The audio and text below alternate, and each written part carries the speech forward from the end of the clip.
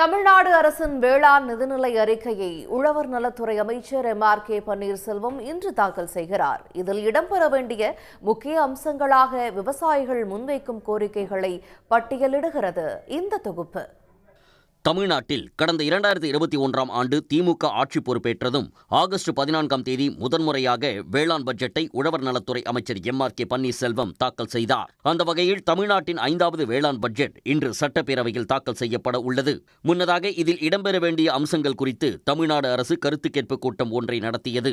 அதில் விவசாயிகள் பல முக்கிய கோரிக்கைகளை முன்வைத்தனர். அவற்றில் தமிழ்நாடு அரசின் மொத்த வருவாயில் 40% வேளாண்மைத்துறைக்கு ஒதுக்க வேண்டும் எனவும், ஒதுக்கப்படும் நிதியில் பாதியை நீர்ப்பாசன திட்டங்கள், நீர்நிலை கட்டமைப்புக்கு செலவிட வேண்டும் எனவும் கோரிக்கை வைக்கப்பட்டுள்ளது.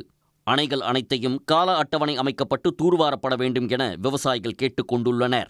வேளாண் விளைபொருட்களுக்கு கட்டுப்படியாகும் விலை கிடைப்பதை அரசு உறுதி செய்ய வேண்டும் எனவும், உத்தரகாண்ட், ஆந்திரா, தெலுங்கானாவைப் போல தமிழ்நாட்டிலும் நெல்லுக்கு குறைந்தபட்ச ஆதார விலை 3000 ரூபாயாக நிர்ணயிக்க வேண்டும் எனவும் விவசாயிகள் எதிர்பார்க்கின்றனர். சாகுபடி பரப்பு, மகசூலை அதிகரிப்பது, பருவம் தவறிய மழைக்கான சிறப்பு காப்பீட்டு திட்டங்கள், திடக்கழிவு, திரவக்கழிவு மேலாண்மையை மேலும் சிறப்பாக செயல்படுத்துவது உள்ளிட்ட திட்டங்களையும் விவசாயிகள் இன்றைய வேளாண் பட்ஜெட்டில் எதிர்பார்க்கின்றனர். உடனுக்குடன் செய்திகளை தெரிந்து கொள்ள சன் நியூஸ் பெல் ஐகானை கிளிக் பண்ணுங்க.